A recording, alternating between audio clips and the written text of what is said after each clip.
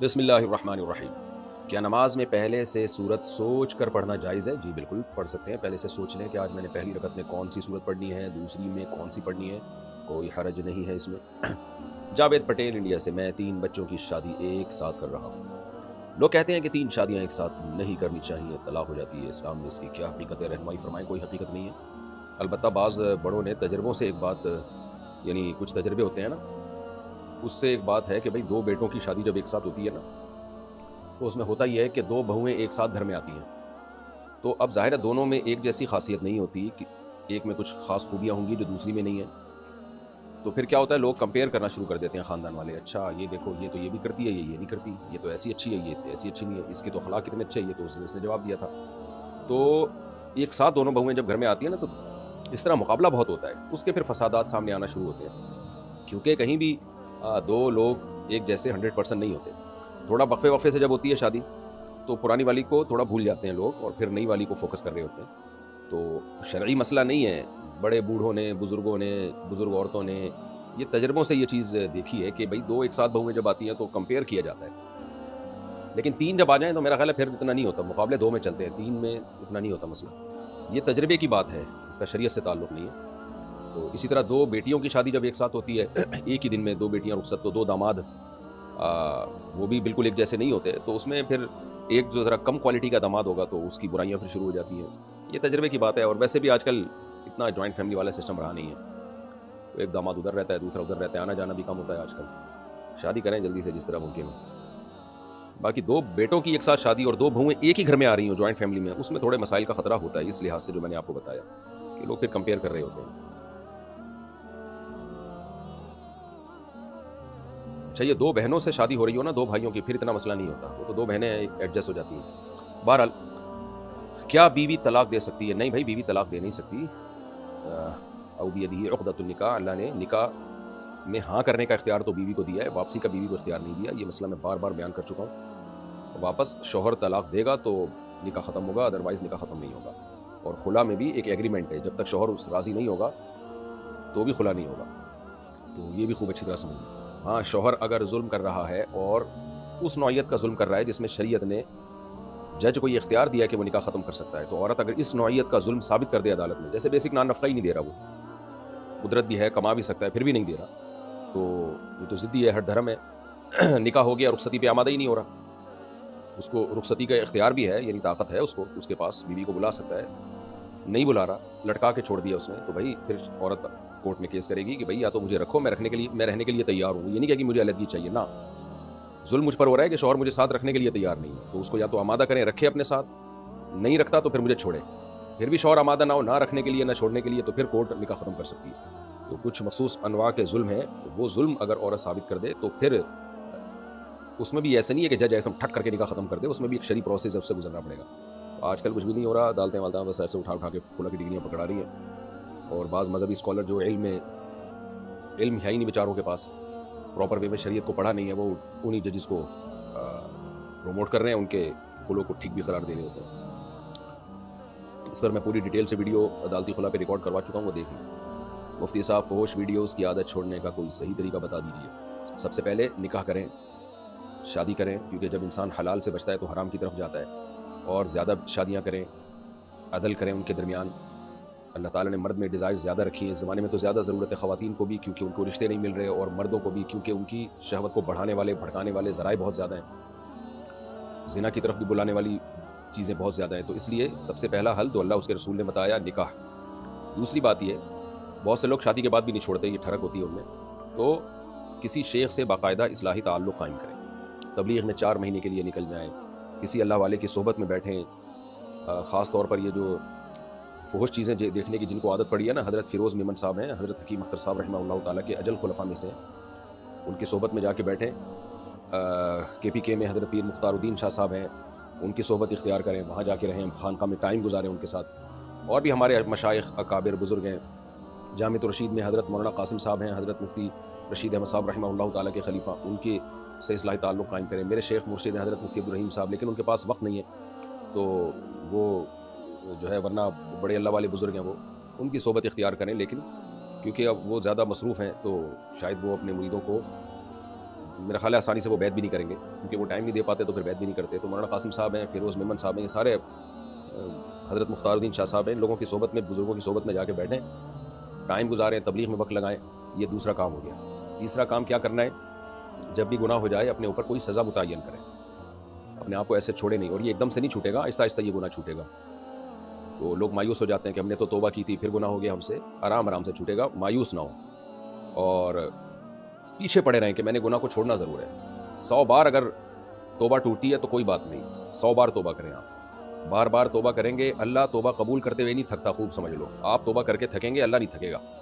مسئلہ سارا یہ ہوتا ہے کہ انسان توبہ کرتا ہے، پھر شیطان اس سے گناہ کروا دیتا ہے تو وہ کہتا ہے بھائی یار میرے بس کا نہیں ہے. اور بھائی جان آپ لڑتے رہو شیطان سے، آپ پیچھے پڑے رہو. گناہ ہو گیا توبہ کرو اور اپنے اوپر سزا بھی متعین کریں، روزے کے ذریعے یا صدقہ خیرات کے ذریعے. وہ سزا بہت زیادہ بھی نہ ہو اور بہت ہلکی بھی نہ ہو کہ پتہ ہی نہ چلے کہ کوئی سزا دی ہے. تو صدقہ کر دیا کریں، کہ اپنے اوپر لازم نہ کریں، نہیں قسم یا اٹھا کے یا منت مان کے، وہ بڑی اور ایک مصیبت میں پھنس جائیں گے.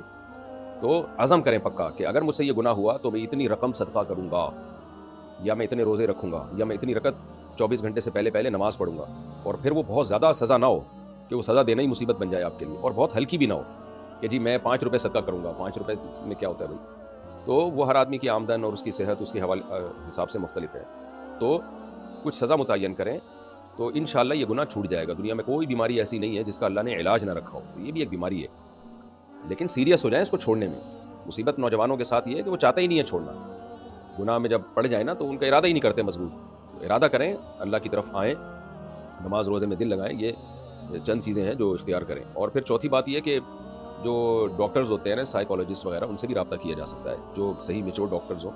تو وہ بھی کچھ ایسے طریقے بتا دیتے ہیں جس سے اس گناہ کی جو عادت جو ہے وہ چھوٹ جاتی ہے. لیکن 3 پہلی جو چیزیں ہیں اس کو زیادہ فوکس کرنا پڑے گا آپ کو.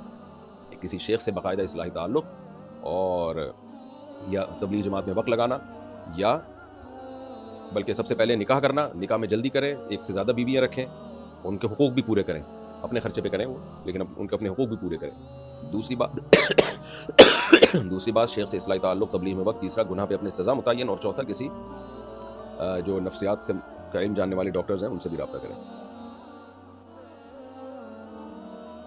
نماز میں ہاتھ ناف کے اوپر باندھنے چاہیے یا نیچے؟ خوب سمجھ لیں، نماز میں ہاتھ دایاں ہاتھ بائیں ہاتھ پہ رکھنا ہے، اس پر تو صحیح حدیث ہے.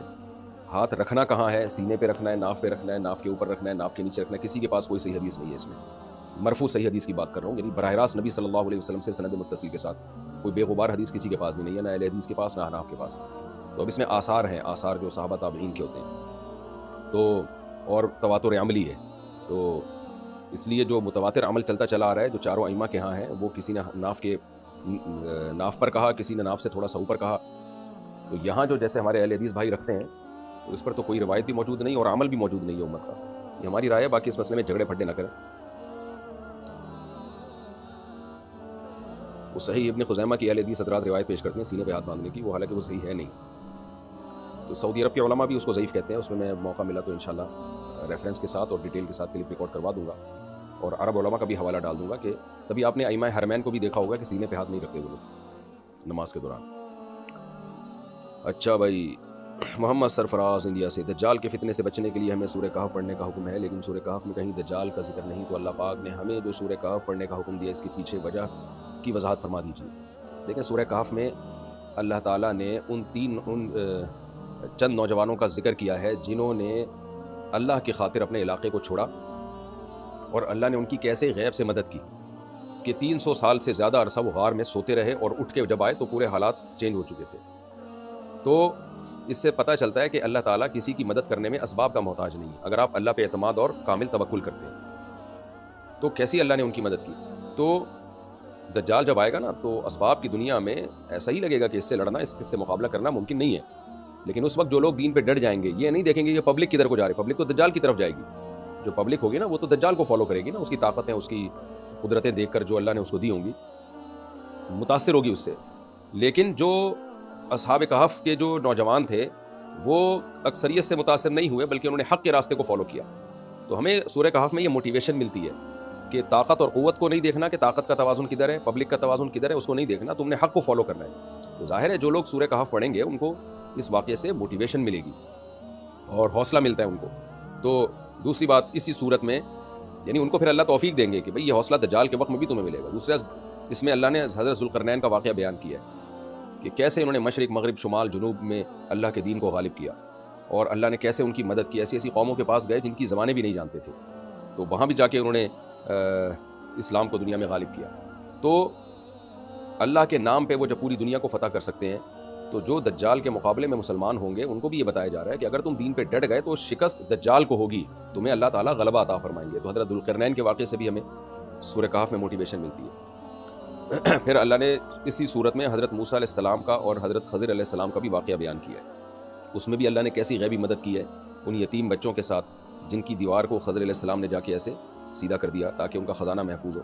تو اس سے پتہ چلتا ہے بھائی باطل لوگوں کے لیے غیب سے کیسے ان کے کو نقصان پہنچانے کے اللہ کی طرف سے انتظام ہو رہے ہوتے ہیں، جو خضر علیہ السلام کے واقعے میں ہمیں ملتا ہے، اور کیسے نیک لوگوں کی مدد، ان کی اولادوں تک کی مدد ہو رہی ہوتی ہے۔ تو یہاں بھی ہمیں پتہ چلتا ہے کہ بھئی اللہ بہت سارے کام بہت ساری مخلوق سے تکوینی طور پہ لے رہے ہوتے ہیں، ہمیں پتہ بھی نہیں ہوتا۔ تو فتنے کے دور میں جو اللہ کے دین کے ساتھ قائم ہوگا، دجال سے بڑا تو کوئی فتنہ ہو نہیں سکتا، تو جو اللہ کے دین کے ساتھ قائم ہوگا اللہ اپنی ایسی مخلوق سے اس کی مدد لیں گے جو اس نے جہاں اس کا تصور بھی نہیں ہوگا۔ تو ان سب چیزوں سے ہمیں موٹیویشن ملتی ہے، حوصلہ ملتا ہے کہ فتنوں کے دور میں ہم نے حق کے ساتھ کھڑا ہونا ہے۔ تو ظاہر ہے دجال سے بڑا فتنہ کیا ہو سکتا ہے، تو وہاں بھی ہم نے طاقت، قوت اور اکثریت کو نہیں دیکھنا بلکہ حق کو دیکھنا ہے۔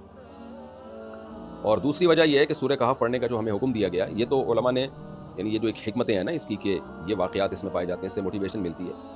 ایک اہم وجہ یہ بھی ہے کہ جب حدیث میں ہمیں بتا دیا گیا نا سورہ کہف جو پڑھتا ہے دجال کے فتنے سے محفوظ رہے گا، تو کوئی لاجک ہماری سمجھ میں نہ بھی آئے، بس اللہ کے نبی نے کہہ دیا تو پڑھ لینا چاہیے، اس میں کیا جا رہا ہے، کوئی لاجک نہ بھی ہو۔ آپ صلی اللہ علیہ وسلم کو جب ہم نے مان لیا میسنجر آف گاڈ ہیں، آپ جو کہہ رہے ہیں وہ اللہ کی طرف سے ہیں، آپ کی اپنی طرف سے کچھ بھی نہیں ہے، تو بس اللہ نے ہمیں کہہ دیا کہ میں دجال کو بھیجوں گا، تو اس سے کے فتنے سے بچنے کے لیے سورہ کہف کی تلاوت کرو۔ لیکن یہ خوب سمجھ لیں، قرآن و سنت صحیح میں پتہ چلتا ہے کہ فتنوں سے بچنے کے لیے جو سب سے زیادہ امپورٹنٹ چیز ہے وہ اپنے عمل، ایمان اور عمل کی حفاظت ہے۔ خوب سمجھ لیں، اعمال کے بغیر کچھ بھی نہیں ہے۔ یہ ایسے ہی ہے جیسے ہمیں بتایا جاتا ہے کہ عذاب قبر سے بچنے کے لیے سورہ ملک ہے، تو اس کا یہ مطلب نہیں کہ آپ کبیرہ گناہ کرنا شروع کر دیں اور صرف سورہ ملک پڑھ لیا کریں آپ، کیونکہ سورہ ملک میں ہی اللہ نے ہمیں گناہوں سے بچنے کا حکم دیا ہے۔ تو سب سے پہلے جس چیز کو اسلام نے فوکس کیا ہے وہ ہے اعمال، خوب سمجھ لو۔ تو آج کل کیا ہوتا ہے، 27ویں رات کو مر گئے تو جنت میں، بھائی پہلے اعمال ہیں، اس کے بعد 27ویں رات کو موت ہونا بھی ایک فضیلت کی چیز ہے، جمعے کے دن موت ہونا بھی ایک فضیلت کی چیز ہے، لیکن سب سے پہلے عمل ہے، عمل، سب سے پہلے عمل کے بارے میں سوال ہوگا۔ تو دجال کے فتنے سے بھی اگر کوئی سورہ کہف پڑھتا ہے لیکن کبیرہ گناہوں میں صبح شام مبتلا ہے، تو اس کے لیے فتنے سے بچنا بڑا مشکل ہوگا۔ لیکن کوئی گناہوں سے بچنے کی کوشش کرتا ہے اور سورہ کہف نہیں بھی پڑھتا، اس کے فتنے سے بچنے کا زیادہ امید ہے ہمیں، شریعت سے ہی پتہ چلتا ہے۔ ہاں کوئی نیک اعمال بھی کرتا ہے، یعنی برائیوں سے بچتا بھی ہے، سورہ کہف بھی پڑھ لیتا ہے، تو تھوڑی موٹی جو اعمال میں کوتاہی ہوگی تو سورہ کہف کے ذریعے، ہاں کوئی آدمی گناہوں سے بچتا ہو اور سورہ کہف بھی پڑھتا ہو، تو پھر اگر کبھی گناہوں یعنی اعمال میں کوئی کمی کوتاہی ہو گئی تو سورہ کہف سے اس کی انشاءاللہ تلافی ہو جائے گی اور اللہ اس کو دجال کے فتنے سے محفوظ رکھیں گے۔ یہ مطلب ہے حدیث کا۔ خلاصہ یہی نکلا کہ سب سے پہلے اعمال، اس کے بعد پھر یہ جو وظائف ہیں جو نبی صلی اللہ علیہ وسلم نے ہمیں بتائے ہیں، کیونکہ اعمال کو خود نبی صلی اللہ علیہ وسلم کی تعلیمات ہی میں زیادہ ویلیو دی گئی ہے۔ نکاح میں ولیمے کے لیے جو بکرا ذبح ہو، اس پر کسی کا عقیقہ کر سکتے ہیں؟ ہاں بالکل کر سکتے ہیں، عقیقے کی نیت سے بکرا ذبح کر دیں، مزہ آ گیا، ولیمہ بھی ہو گیا، اسی میں عقیقہ بھی ہو گیا۔ اچھا بھائی، میں نے مکمل قرآن شریف پڑھا ہے، جیسے بقرعید کا گوشت ہے نا، اس میں بھی ولیمہ ہو سکتا ہے۔ بقرعید کا جانور ہے، آپ نے اللہ کے لیے حلال کیا، اسی میں ولیمہ بھی نمٹا دیا، تو جانور تو اب حلال ہو گیا اللہ کے لیے، قربانی کے لیے، عقیقے یا بقرعید کے لیے، اب اس کے گوشت کا جو مرضی کریں، تو ولیمہ میں بھی کھلا سکتے ہیں، ویسے بھی لوگوں کو کھلا سکتے ہیں۔ بہت ہوشیار ہوتے جا رہے ہیں آج کل کے مسلمان۔ میں نے مکمل قرآن شریف پڑھا ہے اور اب میں اس کا ترجمہ پڑھ رہا ہوں، میں نے پہلے 14 سجدے کر لیے ہیں اور اب میں ترجمے کے ساتھ پڑھ رہا ہوں، تو کیا دوبارہ 14 سجدے کرنے پڑیں گے یا نہیں؟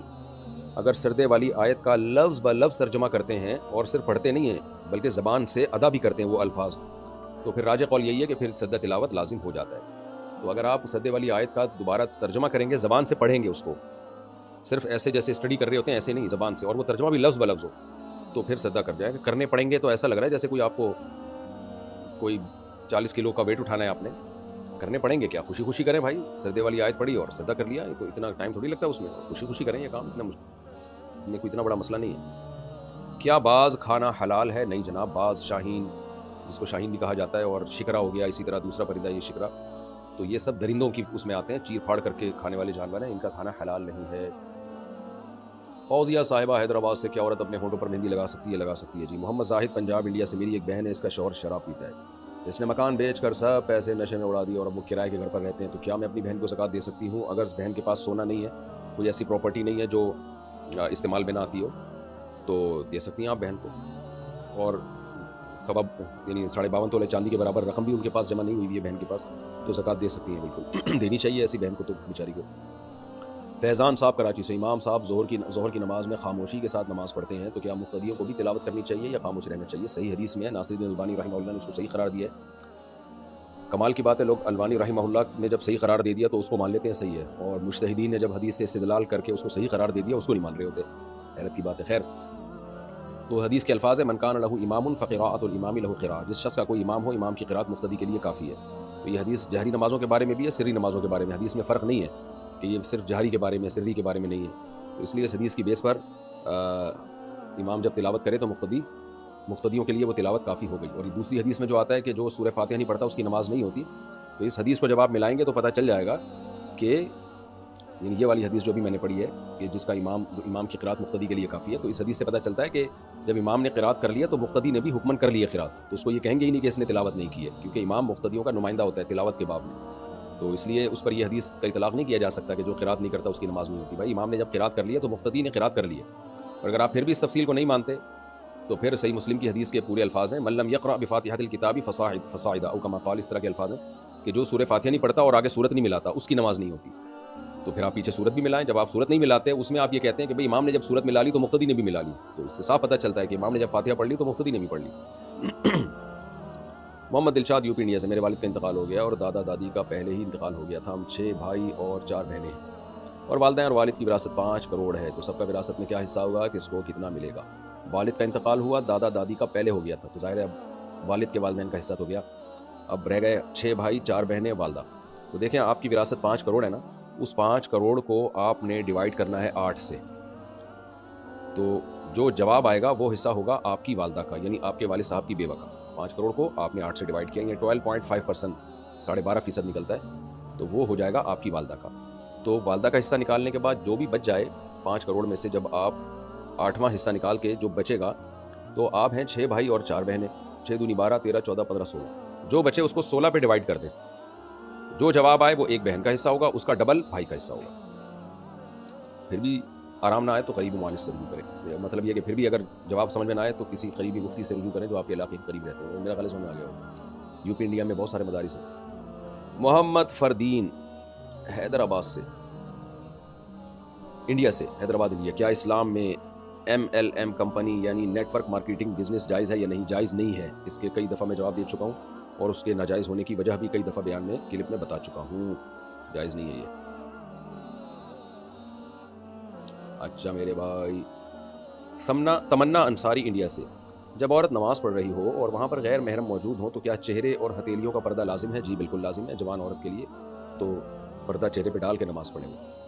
مرسلین غازی آباد، میرا ڈاؤن لوڈنگ کا کام ہے، میری ایک چھوٹی سی دکان ہے جس میں میں مووی ڈاؤن لوڈ کر کے پیسے کماتا ہوں، کیا یہ میرے لیے جائز ہے؟ کہاں سے جائز ہو گیا؟ اگر ایسی مووی ہے جو ڈاکومنٹری ہے کوئی، یا یہ کہ کوئی معلوماتی کوئی سائنسی کوئی پروگرام پر مشتمل مووی ہے، وہ تو ٹھیک ہے، یعنی اس سے پیسے کمانا جائز ہے. باقی جو مووی ہوتی ہیں فلم و ڈراموں کی، یہ حرام ہے اس سے پیسے کمانا. کیا بڑا جنازہ جنتی ہونے کی نشانی ہے؟ حدیث میں بشارت دی گئی ہے جس کے جنازے میں زیادہ لوگ شریک ہو، لیکن یہ جو بشارت ہے یہ اس کی حیثیت وہی ہے جو جیسے کسی عمل پہ جنت کی بشارت ہوتی ہے. تو تمام حدیثوں کو جب سامنے رکھا جائے، تبھی کبھی بھی ایک حدیث کو سامنے رکھ کے فیصلہ نہیں کیا جاتا، تمام حدیثوں کو سامنے رکھ کے فیصلہ کیا جاتا ہے. جو سب حدیثوں کو سامنے رکھ کے فیصلہ کریں گے تو پتہ چلتا ہے کہ سب سے پہلے عمل ہے. اگر آپ کبیرہ گناہوں سے بچتے تھے تو آپ کے جنازے میں 2 آدمی بھی ہوں، آپ کی بخشش ہو جائے گی. اگر آپ کبیرہ گناہوں سے نہیں بچتے تھے تو پوری دنیا بھی آپ کے جنازے میں آ گئی، آپ کی بخشش کا چانس بہت کم ہے، کیونکہ اللہ نے فرمایا کہ جو گناہ کر رہے ہیں ان کو اس کی سزا ملے گی. ہاں اگر آپ کبیرہ گناہوں سے بچتے تھے، صغیرہ گناہ تھے اور جنازے میں بہت زیادہ لوگ شریک ہوئے، تو اللہ کی رحمت سے امید ہے کہ اس جنازے میں کی کثرت کی بیس پر، کیونکہ بہت زیادہ لوگ آپ کے لیے دعا مانگ رہے ہیں، تو اس کی بہرحال فضیلت ہے، تو بخشش کا امکان بڑھ جاتا ہے ایسی صورت میں. لیکن سب سے پہلے بہرحال عمل ہے. میری نگاہ بہت کمزور ہے، بہت موٹا چشمہ لگا ہوا ہے، ڈاکٹر نے آپریٹ کا کہا ہے. اس آپریشن میں آنکھوں کے اندر جو لینس ہوتا ہے اسے نکال کر ڈاکٹر کے بنائے ہوئے لینس لگ جاتے ہیں، جس کا کوئی نقصان بھی نہیں ہے. تو کیا اللہ نے جو آنکھ میں یہ لینس بنایا ہے میرے لیے اسے نکال دینا جائز ہے؟ ڈاکٹر کو بھی اللہ نہیں بنایا ہے، اور ڈاکٹر نے جو لینس بنایا ہے اس کو ریپلیس کرنے کے لیے، وہ بھی اللہ کے حکم سے ہی ڈاکٹر نے بنایا. تو بیماری کا علاج شرعاً جائز ہے. اپنی باڈی میں کانٹ چھانٹ جب جائز نہیں ہے، جب یہ زینت کے طور پر. جیسے آپ کی موٹی ناک ہے، اللہ نے بنائی، کسی کی موٹی ناک کسی کی پتلی ناک ہوتی ہے، اب آپ اس کو خوبصورت بنانے کے لیے باریک بنا رہے ہیں، یہ حرام ناجائز ہے. 2 دانت ملے ہوئے ہیں، آپ اس میں گیپ پیدا کر کے حسن پیدا کرنا چاہ رہے ہیں، یہ ناجائز ہے، حرام ہے. حدیث میں صاف منع کیا گیا ہے، لعن اللہ المتفلجات، جو عورتیں اپنے دانتوں میں گیپ پیدا کرتی ہیں ان پر اللہ کی لعنت ہے، کیونکہ یہ تغیر خلق اللہ ہے. اللہ نے جو آپ کو باڈی اسٹرکچر دیا ہے اس میں ایسے ڈینٹنگ پینٹنگ کہ وہ خدا کی تخلیق ہی آپ بدل ڈالیں، وہ ٹھیک نہیں ہے، حرام ہے. البتہ کسی عیب کو دور کرنا، جیسے ایکسیڈنٹ ہو گیا تو آپ کی الائنمنٹ آؤٹ ہو گئی، اس کو سیدھا کرنا. کوئی عیب پیدا ہو جائے تو اس کا تو علاج بالکل جائز ہے. کوئی تیزاب گر گیا تو پلاسٹک سرجری سے وہ اس عیب کو دور کرنا یہ بالکل جائز ہے، کیونکہ علاج اسی لیے ہوتا ہے کہ کوئی آپ کے اندر باڈی میں فالٹ پیدا ہو جائے تو اس فالٹ کو ٹھیک کرنے کا نام علاج ہے. تو اسی طرح اگر آپ کی نظر بہت کمزور ہے، اتنا موٹا چشمہ لگا ہوا ہے، تو ڈاکٹر کہہ رہے ہیں کہ یہ آپریشن کے ذریعے یہ چشمہ اتر جائے گا، تو دوسرا لینس لگا دیں، تو اس میں کوئی حرج نہیں ہے. یا اس لینس میں کوئی لیزر ٹریٹمنٹ کے ذریعے اس کی ایڈجسٹمنٹ کو ٹھیک کر دیں، تو دونوں طرح سے جائز ہے. اکرم حسین انڈیا سے، مجھ سے میری بیوی نے اپنے آپ کو غلطی سے یہ کہا کہ ہاں مجھے نبی سمجھو، کیا اس سے نکاح پر کوئی فرق پڑا ہے یا نہیں؟ نہیں جی، کوئی نکاح پہ فرق نہیں پڑا. اس کا مطلب کوئی پیغمبر کی توہین نہیں ہوتی معاذ اللہ، اور نہ ہی اپنے آپ کو نبی بنانا ہوتا ہے. یہ طنزیہ ایک لہجہ ہے کہ یہ طنزیہ لہجے میں نا کسی پہ طنز کرنے کے لیے کہ کوئی آپ کی بات کو ویلیو نہیں دے رہا ہوتا تو ایسے الفاظ کہے جاتے ہیں، لیکن پھر بھی توبہ استغفار کر لیں، آئندہ ذرا احتیاط کریں ایسے الفاظ استعمال کرنے میں. اعظم گڑھ، اگر کوئی جھوٹا قرآن اٹھا لے تو اس کا کیا کفارہ ہے؟ بہت بڑا جرم ہے میرے بھائی قرآن اٹھا کے جھوٹی قسم اٹھانا، پتہ نہیں کیا ہوتا ہے. اس کا کوئی کفارہ نہیں ہے. کفارہ مستقبل کی قسم کا ہوتا ہے کہ آپ نے قسم اٹھائی یہ کروں گا اور آپ نے نہیں کیا، یا یہ نہیں کروں گا اور کر لیا، تو اس کا کفارہ ہوتا ہے کہ 10 غریبوں کو 2 ٹائم کا کھانا کھلانا. تو اس طرح کی جو قسم اٹھاتے ہیں ماضی کی کسی بات پر، یہ کبیرہ گناہ ہے. اس کا کفارہ یہی ہے کہ بس آپ بتا دیں بھائی میں نے جھوٹی قسم اٹھائی تھی، میں توبہ استغفار کرتا ہوں اور اللہ مجھے معاف کرے. کیا قرآن پاک بغیر وضو کے پڑھا جا سکتا ہے؟ جی پڑھا جا سکتا ہے، ہاتھ نہیں لگا سکتے آپ. چھپکلی کا پاخانہ پاک ہے یا نہیں؟ کیا باتیں کرتے ہو میرے بھائی. مسجد میں میرے پیر کے نیچے چھپکلی کا پاخانہ لگ گیا تو کیا ضرورت مجھے دوبارہ وضو کرنا ہوگا؟ نہیں جی، دوبارہ وضو نہیں کرنا ہوگا، پاؤں دھو لیں. اچھا میرے بھائی، دوبارہ وضو نہیں کرنا ہوگا. باقی پاک ہے یا نہیں یہ میرے ذہن میں نہیں ہے، کبھی اتنی ڈیپ میں جا کے میں نے غور کیا نہیں. اب آپ نے مسئلہ پوچھ لیا تو انشاءاللہ میں اس کی تحقیق کر لوں گا کہ کپڑوں پہ لگ جائے تو کیا ہے. دھو لینا، اگر پاک بھی ہو تو سلامت طبع بھی تو میرے بھائی کوئی چیز ہوتی ہے نا، صفائی ستھرائی بھی تو کوئی چیز ہوتی ہے. تو ویسے میں نے کبھی دیکھا نہیں ہے کبھی کسی کے لگا ہو. تو بہرحال آپ نے پوچھ لیا تو موقع ملا تو انشاءاللہ تحقیق کر لوں گا. پچھلی قضا نماز ادا کیے بغیر بعد کی قضا نماز ادا نہیں ہوگی، کیا یہ حدیث صحیح ہے؟ کیا 2 چوٹی میں نماز ہو جاتی ہے؟ دیکھیں کوئی صاحب ترتیب ہونا جس کے ذمہ قضا نمازیں باقی نہ ہوں تو پھر اگر اس کی نمازیں قضا ہو تو پہلے قضا نماز پڑھے گا، اس کے بعد ادا نماز پڑھے گا، ورنہ اس کی نماز نہیں ہوگی. یہی حنابلہ کا مذہب ہے، امام احمد بن حنبل کا، یہی احناف کا ہے. اس بارے میں شوافع اور مالکیہ کی کیا رائے ہے وہ میرے علم میں اس وقت نہیں ہے.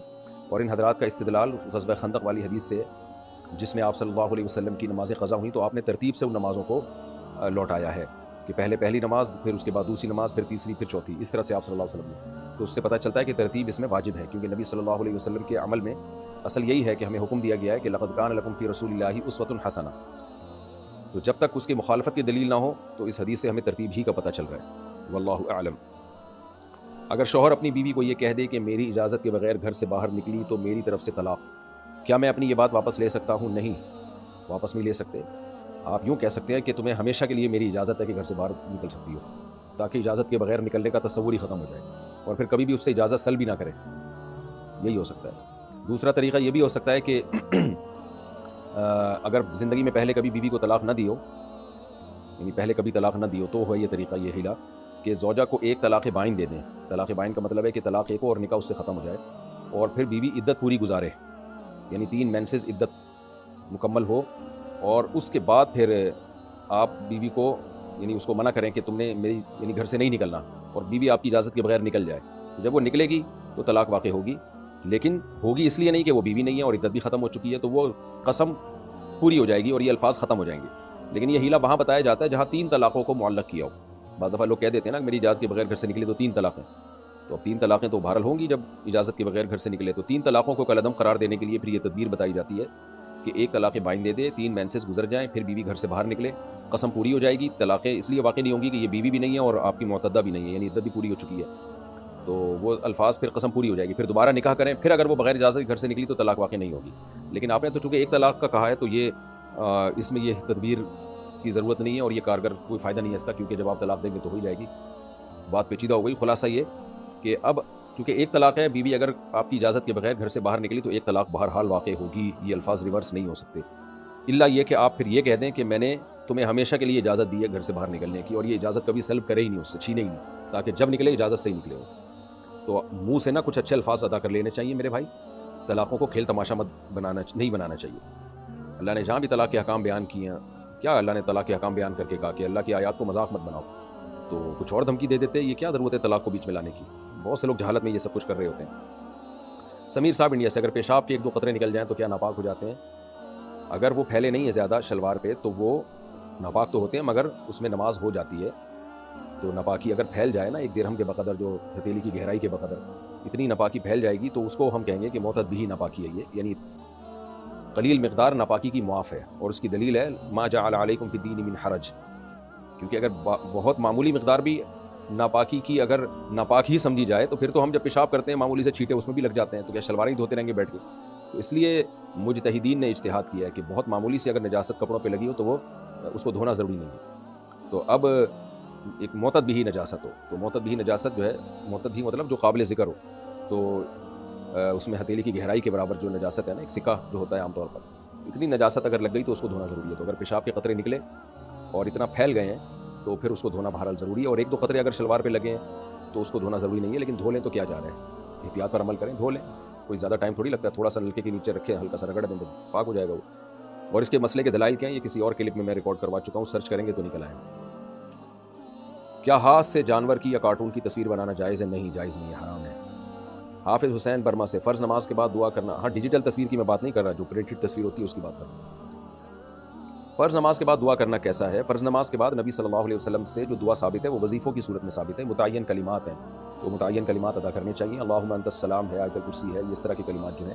باقی تفصیلی دعا سنتوں کے بعد مانگیں، یہ جو فرائض کے بعد ہمارے ہاں ہاتھ اٹھا کر دعا کرنا اور اجتماعی دعا کرنا، اس کا ہمیں حدیث میں یعنی صحابہ تابعین کے دور میں اور دور نبوی میں ہمیں ثبوت نہیں ملتا۔ لیکن مسجدوں میں فتنہ فساد نہ پھیلائیں، اگر کوئی امام دعا مانگ رہا ہے تو چپ کر کے بیٹھے رہیں۔ مسجدوں میں فتنہ پھیلانا زیادہ گناہ ہے بنسبت دعا مانگنے کے، اور دعا مانگنے کو ہم برا نہیں کہہ رہے، لوگ اعتراض کرتے ہیں، لو بھائی دعاؤں پر بھی پابندی لگ رہی ہے، دعاؤں پہ پابندی نہیں ہے، ایک عمل کو اپنی طرف سے سنت قرار دینے پر پابندی ہے۔ تو دعا کبھی بھی مانگیں، نماز کے بعد مانگیں، نماز سے پہلے مانگیں، جب دل چاہے مانگیں، لیکن اس عمل کو آپ سنت قرار نہ دیں، جس عمل کا دور نبوی میں ہمیں ثبوت نہیں ملتا، سنت قرار نہ دیں آپ اس کو، اور جو نہیں کرتا اس پہ ملامت نہ کریں۔ اگر کسی نے 1 دفعہ اذان دی ہو تو کیا وہ قیامت میں مؤذنوں میں سے اٹھایا جائے گا؟ نہیں، مؤذن کا مطلب تو یہی ہے جو متبادر ہوتا ہے، جو اذان دینے کا جس کا معمول ہو، جیسے بلال حبشی تھے رضی اللہ عنہ۔ سلمہ صاحبہ سہارنپور انڈیا سے، کیا فجر کی 2 سنت جماعت سے پہلے پڑھنا ضروری ہے؟ اگر جماعت کھڑی ہوگی تو دو سنت بعد میں پڑھ سکتے ہیں، سنت بعد میں اشراق کے وقت پڑھ سکتے ہیں، فوراً بعد نہیں۔ حدیث میں جو آتا ہے فرض کے بعد 2 سنت، تو اس بات سے مراد ہے اشراق کے وقت کہ عبداللہ بن عمر سے یہ بات ثابت ہے۔ اچھا بھائی، تو اس لیے فجر کی نماز سے پہلے ہی سنتیں پڑھا کریں۔ عورتیں صف اول کا ثواب کیسے حاصل کریں؟ خواتین کو صف اول میں ثواب ہی نہیں ہے، حدیث میں آتا ہے کہ مردوں کے لیے سب سے بہترین صف پہلی صف ہے اور بدترین صف آخری صف، اور خواتین کے لیے سب سے بدترین صف پہلی صف اور سب سے بہترین صف آخری صف۔ تو اگر کہیں خاتون مسجد میں جماعت سے نماز پڑھ رہی ہوں تو سب سے آخری صف میں کھڑے ہونے میں ان کو ثواب زیادہ ملے گا۔ عبد المعیز انڈیا سے، کیا بینک لون پر کسٹمر کو پرانی موٹر سائیکل دلوانا جائز ہے؟ نہیں بھائی، سودی قرضہ کیوں کسٹمر کو دلوا رہے ہیں؟ سودی قرضہ دلوانے میں تعاون کرنا بھی حرام ہے۔ زبان کی حفاظت کس طرح کی جائے؟ ہاں، زبان کی حفاظت اس طرح کی جائے کہ روزانہ مسواک سے زبان کو اچھی طرح صاف کیا جائے، جراثیم سے پاک کیا جائے۔ اچھا خیر، سوری، زبان سے آپ کی مراد ہے جو ہم بولتے ہیں۔ دیکھیں، زبان کی حفاظت نبی صلی اللہ علیہ وسلم نے ارشاد فرمایا کہ 2 چیزوں کی جو ضمانت مجھے دے دے میں اس کو جنت کی ضمانت دیتا ہوں، ایک شرمگاہ کی اور ایک زبان کی، کہ ان دونوں کا غلط استعمال نہیں کرنا۔ تو زبان کی حفاظت کیا ہے؟ غیبت سے بچانا زبان کو، اور زبان کو جو ہے چغلی سے بچانا، فسادی باتوں سے بچانا، بلا تحقیق باتیں آگے نقل کرنا۔ آپ صلی اللہ علیہ وسلم نے فرمایا کہ سب سے زیادہ جہنم میں لے جانے والی چیز جو ہے نا وہ زبان کی کھیتی ہے، او کما قال صلی اللہ علیہ وسلم، یعنی تباہ کرنے والی۔ حدیث کا مفہوم بیان کر رہا ہوں کہ زبان بہت چیزیں کاٹتی ہے، تو اس لیے جب بھی کوئی الٹی بات زبان سے ہونا، اپنے اوپر جرمانہ متعین کریں کہ جب بھی کوئی الٹی بات زبان سے نکلے گی اتنے پیسے صدقہ کروں گا۔ اور روایت میں آتا ہے من صمت نجا، جو خاموش رہ گیا وہ نجات پا گیا۔ تو اصل خاموش رہنا ہے، جب تک بولنے کی کوئی معقول ریزن نہ ہو چپ بیٹھے رہیں۔ آج چپ بیٹھنا بڑا مشکل کام ہو گیا، اور ویسے یہ چیزیں اہل اللہ کی صحبت سے بھی حاصل ہوتی ہیں، تبلیغ میں بھی وقت لگائیں۔ تبلیغ والوں کو ہم نے دیکھا ہے کہ بہت ساری چیزوں سے وہ محفوظ ہو جاتے ہیں، اور اللہ کی بڑائی بیان کرتے کرتے نا پھر ان کو فضول چیزوں سے کی عادت ہی نہیں رہتی. کسی کمپنی کی پروڈکٹ کی ایڈورٹائزمنٹ پہ جو پیسہ ملتا ہے وہ حلال ہے حرام ہے؟ اگر کمپنی کی پروڈکٹ حلال ہے تو اس کی ایڈورٹائزمنٹ کی آمدن بھی حلال ہے. اگر کمپنی حرام چیزیں بیچ رہی ہے، شراب بیچ رہی ہے، تو اس کی ایڈورٹائزمنٹ پہ جو پیسہ ملے گا وہ بھی حرام ہوگا. زوجہ منصور: ہماری طرف اگر کسی کو پھوڑا پھنسی نکل آئے یا مونچھ آ جائے تو دودھ، نمک اور آٹے کی موٹی سی لئی بنا کر اس جگہ پر لگاتے ہیں، کیا یہ رزق کی بے حرمتی ہے؟ بھائی ضرورت کے لیے جائز ہے. بے حرمتی دیکھیں یا پھوڑا دیکھیں اس کا. اگر آپ کا خیال یہ کہ اس سے وہ ٹھیک ہو جاتا ہے تو لگا دیں، تو پھوڑے کے علاج کے لیے ٹھیک ہے. اگر یعنی ٹھیک کا مطلب جائز ہے، باقی ٹھیک ہے یا نہیں تو ڈاکٹر حکیم ہی بتائیں گے. شرعن جائز ہے. وہ جو پھوڑا نکلا ہوا ہے وہ انسانیت کی بے حرمتی نہیں ہو رہی اس پھوڑا نکلنے سے جو اس میں پیپ بھر گئی ہے. حیدر علی شاہ: کیا میں والدین کی اجازت کے بغیر جہاد کی تربیت کے لیے جا سکتا ہوں؟ مجھے شہادت کی موت حاصل کرنے کا شوق ہے. اس بارے میں قرآن حدیث کے ذریعے بتا دیے. جہاد جب فرض عین ہو جائے تو ماں باپ کی رضا ضروری نہیں ہے، پھر اس میں ماں باپ کی مرضی کے بغیر بھی جانا جائز ہے. لیکن یہ فیصلہ کرنا کہ کہاں شرعی جہاد ہو رہا ہے کہاں نہیں ہو رہا، یہ آپ خود سے فیصلہ نہ کریں، کیونکہ بہت ساری تنظیمیں نوجوانوں کے جذبات کو غلط استعمال کر کے غلط جگہوں پر لے جاتی ہیں، غلط لوگوں کا اعلی کار بنا دیتی ہیں. تو صرف گیٹ اپ سے متاثر نہ ہوں. جب دنیا میں کوئی ڈیزاسٹر ہوتا ہے، کوئی بھی مسائل ہوتے ہیں، تو بہت 2 نمبر لوگ اس میں پڑ جاتے ہیں. تو اس لیے پاکستان میں آپ جہاد میں کیسے جائیں گے، کہاں جائیں گے، تو لوگ آپ کو غلط استعمال کریں گے. دنیا کے دیگر ملکوں میں بھی ایسا ہی ہے. تو جہاد تو فرض ہے، جہاد کرنا بہت بڑی عبادت ہے، لیکن کریں گے کہاں جائیں گے؟ اس میں زیادہ تر غلط جو ہے معلومات کی بیس پہ نوجوان غلط تنظیموں کی بھیڑ چڑھ جاتے ہیں اور برباد ہو جاتے ہیں. اپنے ہی ملکوں کے خلاف ان کی صلاحیتیں استعمال ہونا شروع ہو جاتی ہیں، کر فساد رہے ہوتے ہیں، لیبل اس پہ جہاد کا لگا ہوا ہوتا ہے. تو اور دوسری بات یہ کہ والدین کو اگر خدمت کے محتاج ہیں، اب اکلوتے ہیں والدین کے، تو پھر تو ویسے بھی پھر ماں باپ کا حق مقدم ہے. ان کو چھوڑ کے جائیں گے، وہ پھر کس کے رحم و کرم پر ہوں گے؟ تو یہ جب ہے جب والدین خدمت کے محتاج نہ ہوں. ڈرامہ دیکھنا کیسا ہے؟ جائز نہیں ہے بھائی ڈرامے دیکھنا. آج کل جو ڈرامے آ رہے ہیں ویسے بھی بے حودگی پھیلا رہے ہیں.